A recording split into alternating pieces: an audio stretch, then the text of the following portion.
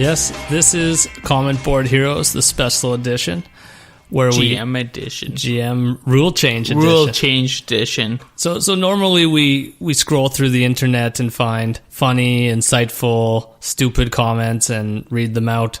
Today, because there is the GM meeting in Boca Raton and they have some real proposals for rules, we thought, okay, we'll let you know what those are, but also we went through the comment boards and found some other suggestions. Proposed to rule changes. Yes, exactly. Should we start with the real one? Yeah, let's start with the real ones. It's pretty much the only one I heard, that if you lose your helmet during play, that you have to skate immediately off. You can stick around, grind it out. Yeah, that's one proposal. So my initial reaction to that, it was I kind of took a Don Cherry standpoint, like, oh, what is this bullshit? Let them beat up, blah, blah, blah.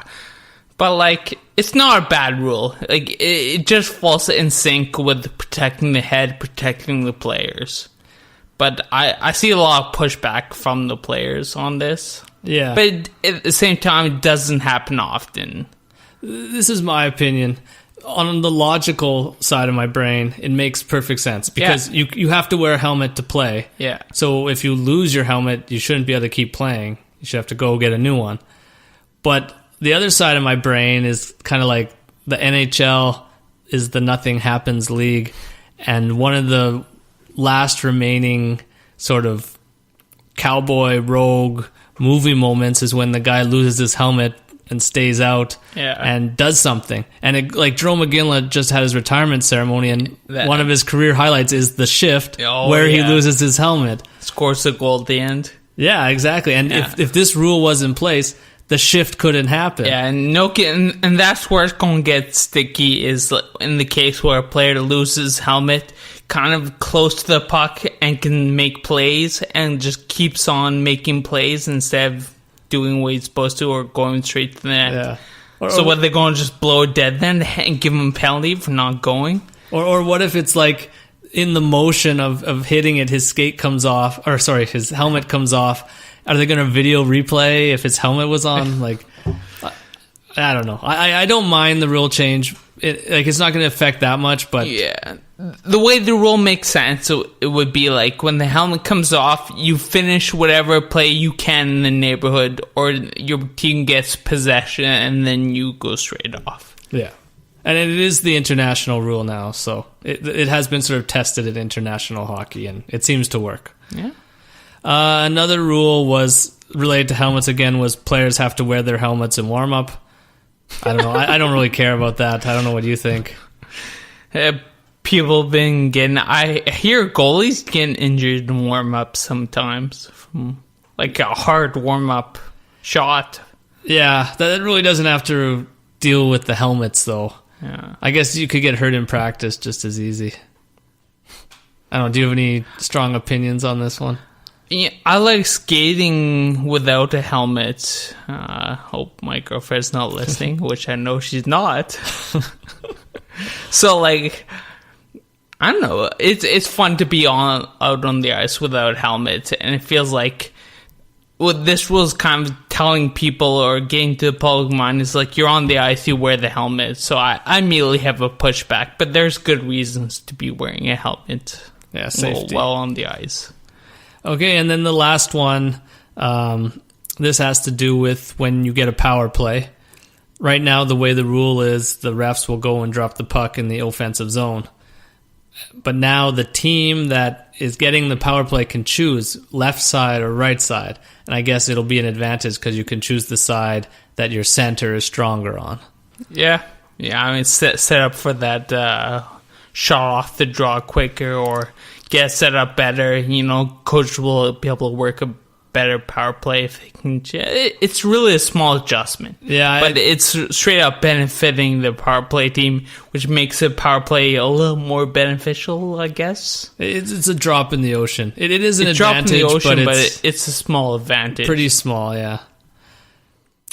More scoring. Once again, it just highlights the want for more scoring, more offense than NHL. Yeah, but I would say if we're probably going to do the numbers on it, what is it, like a 1% change maybe? So it's really not a huge drop difference. in the bucket. But there are some rules that prevent offense that are currently in play now, which wouldn't mind getting rid of. Okay, so these are the rules we'd like to see, and some are our own inventions and some are from Reddit, where there was a whole slew of great suggestions. So let's go to the first one you were talking about, Dan. All right. The first one was, I guess, there was no comments of who left it. Anyways. Well, you were talking about the offside, I think. Well, the offside one was just that the offside call gets blown right away. A constant viewing of when the play goes offside. So there's none of this goals being called back anymore. Like, someone's always looking on video replay for every entry, whether it was onside, offside. If it was offside, outside whistle blows the play dead immediately. So if it's like 5 or 10 seconds after, a whistle would blow and yeah. See, my only problem with that is it's more stoppage to the game. Yeah, but if they were to score, the stoppage of reviewing is not there. But if they don't score, then the play at least keeps going. The call was made. It's more of a frustration why they even brought in this reviewing offside in the first place. I agree. For me, I would even go farther than you. I would say just get rid of it. And I would say if you can't see the guys offside in real time, then it's not going to impact anything. So yeah, and that should be said about the gray area and goaltender interference. Yeah, that's true too. But all right, this was one of the better ones from the comment boards. If you score a shorthanded goal on the penalty kill, you get your man out of the box. I like it. I love it. It's like reward hard work. Adding it promotes more offensive. Oh hell yeah! On the penalty kill. But also it adds insult to injury. Like, we scored and we get our guy back. And that momentum shift for a PP or PK goal. Yeah, and I think we could double down on it. What if you score shorthanded, you switch with the other guy? So if there's 45 seconds left, now they have 45 seconds in the box. Well, who are they going to put in the box? It doesn't matter. It's like bench minor. You just pick someone. Nah, that's stupid. Whatever. But yeah, we both like the idea that if you score shorthanded, you get your man back. Yeah, man. One idea, and this one came from a very smart person. When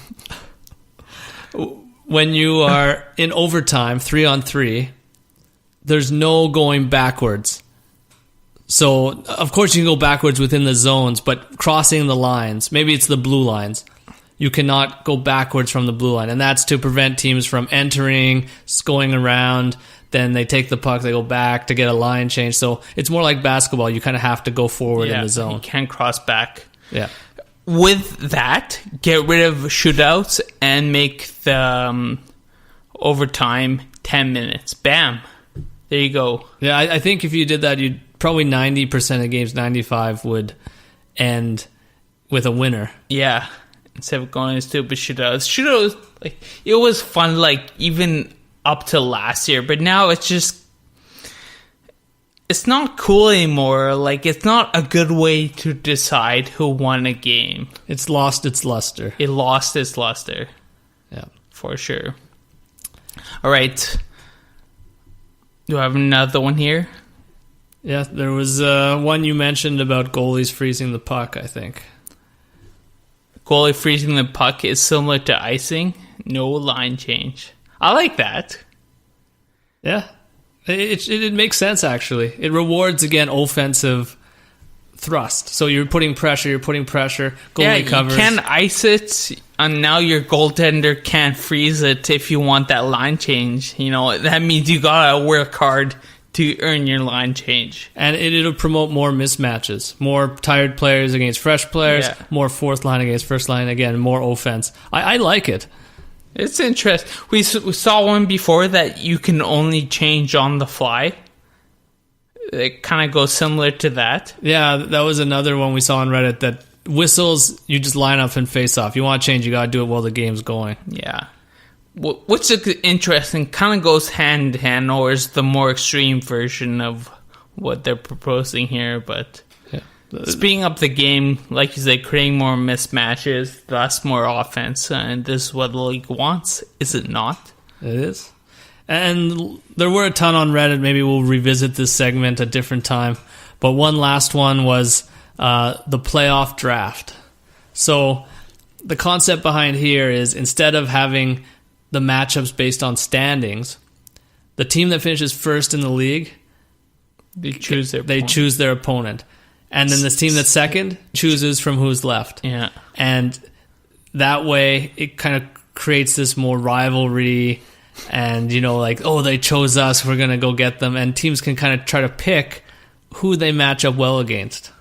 I like it. I think it adds some character to heading into the postseason. I think it would be a great TV show, like 1 hour, like Calgary, you're on the clock. Yeah. And it's kind of like the draft for players, but they're on the clock. They're, you don't have to gather everyone. You can have them by satellite, but they have to stand in front of the camera and say, we will take on the Minnesota Wild. They gotta hold up a card like in Survivor. We choose the Wild. Yeah, it would be great television. And it would create so much talking points. Like, if you pick a team and then you lose, like, the debate, should they have picked them, shouldn't they? I think it would be fantastic. This brings a dimension to hockey that's just not heard of. Or, like, there's rivalries, long-standing rivalries, but this really ups the game, can create immediately new rivalries. And no other pro sport has this type of playoff. Yeah, it could be first of its kind in that sense. Yeah. Any downsides you can see? Cities, organizations reacting badly in a way.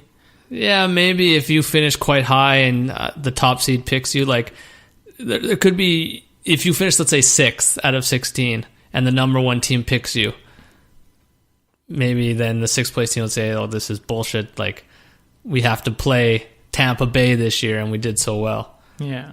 And maybe Tampa picks them because they match up well. Yeah, that's true. They have to work out those kinks. Yeah.